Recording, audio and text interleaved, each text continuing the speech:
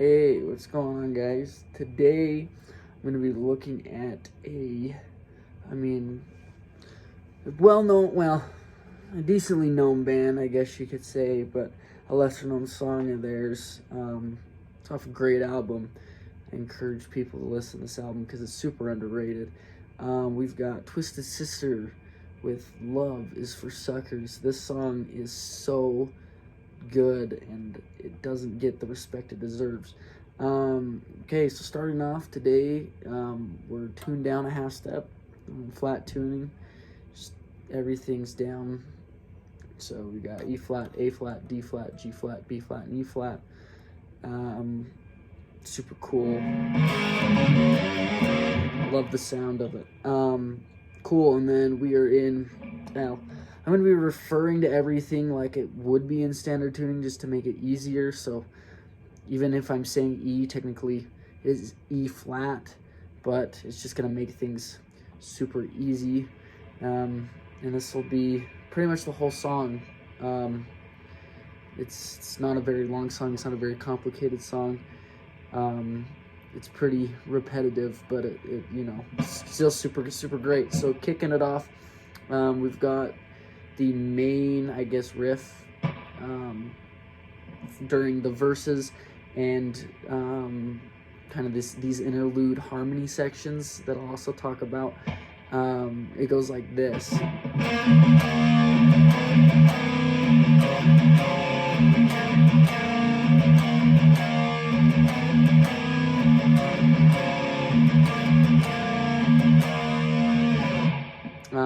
And that's just over and over for every verse and every time the harmony, the lead guitars that are harmonizing together over it, that's what they're playing. So let me break that down exactly what's going on. We're playing power chords off the A string, starting on your seventh fret. It's an E power chord. And in between each hit, we've got two palm muted chugs on this low E string between every chord. So it's the...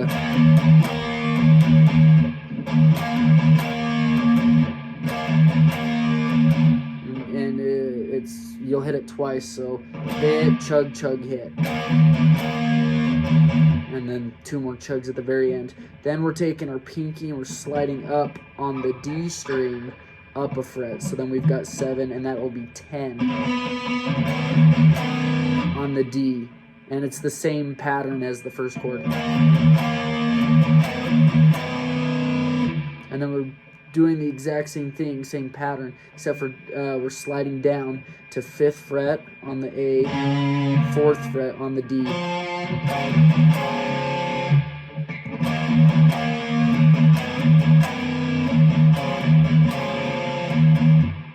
And then this last one, it's a really gritty, raunchy sounding chord. It's very dissonant, but it's super cool. It's got this cool diminished kind of dominant sound that brings it back to the E. It's super cool. We've got 6th fret on the A and 7th fret on the D. Does not sound pleasant, but very well placement when it comes to what it resolves to.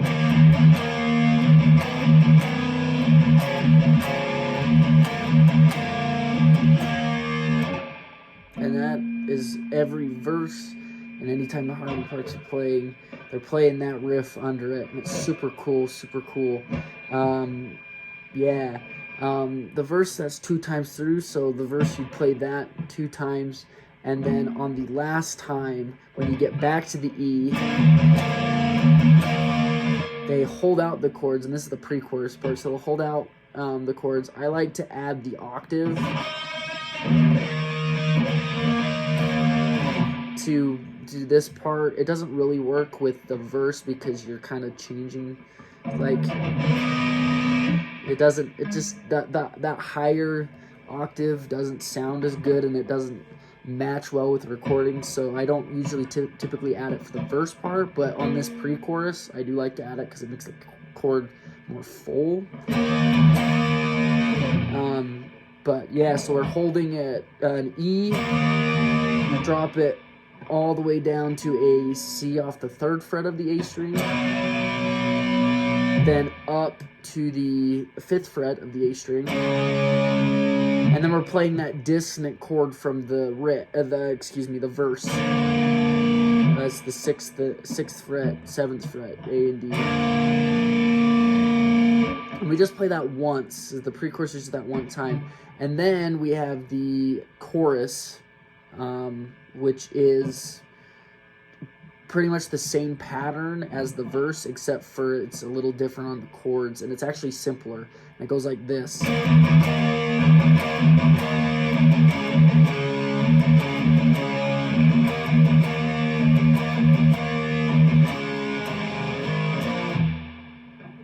Alright, so let's look into that. What am I doing?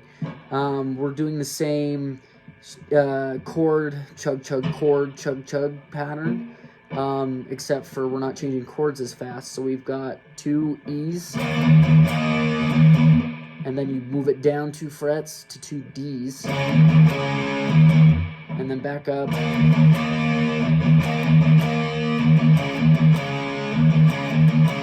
It's 2 times. Need to clarify. 2 times on each. Then down. And then you go back up. And then this part is cool. You hit the D, and then you're gonna slide your first finger down. I like to hit that higher note with my pinky, because then I can slide down with my first finger. Or you could even, I mean, it's all in kind of what feels comfortable for your fingering, but I like to, and that's the D, slide it down to 4 and 5, or excuse me, 4 and 7, and then A power chord up to the B, and the A and B are short, and they're hits, and then there's the little break. He says it's for suckers, and it's super cool. And then the harmonies come in, and we go back to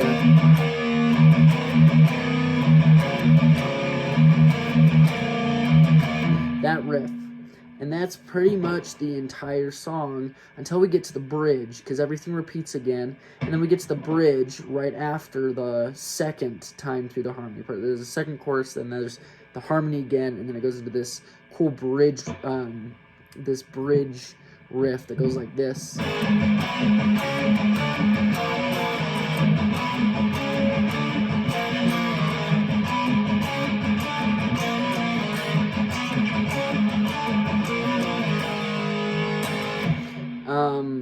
It's actually a little trickier. It's probably the trickiest rhythm part to this whole thing, but it's super cool. So everything's based off all the chords are based off the D and G strings, and every time we're chugging on the A this time, and there's always 2 in between every chord. So we're going A, let's see, 2s, and then 5s, then 7s, then 8s, and then we've got this cool pull-off thing going on. It's 4, and then you what I do is I hammer on my middle finger to the 5, and then pull it back off, and then slide it down to the 2s again. So slow, that would be, we're palm muting two hits of the open A in between each chord. So slow would be,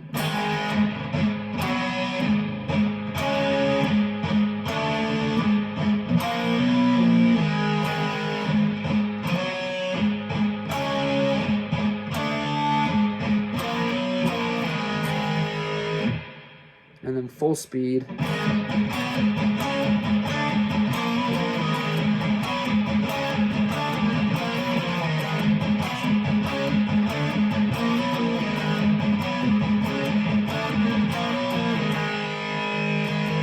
And you can bar with whatever fingers you like. You can jump around. It can be first and second finger. You can, that last time I kind of added my 3rd finger to just quickly get up to the 7 and 8. It's all on however you want to finger it. Those are just the chords. And then right after that, we have the solo section. The rhythm part under that is the exact same as the verse.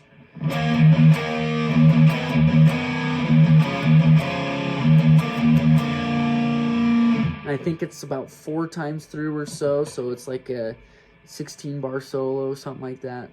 It's not very long, but you can kind of listen to the recording and time it out, figure out exactly. It's just the same riff, so you should be set to play it as many times through. But yeah, and then right after coming out of the solo is another pre-chorus, another chorus, and then a harmony section. And the harmony section just runs until it basically the song fades out.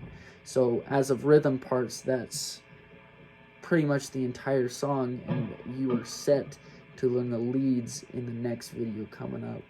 And I will go over both the harmony parts and the main lead solo to the song.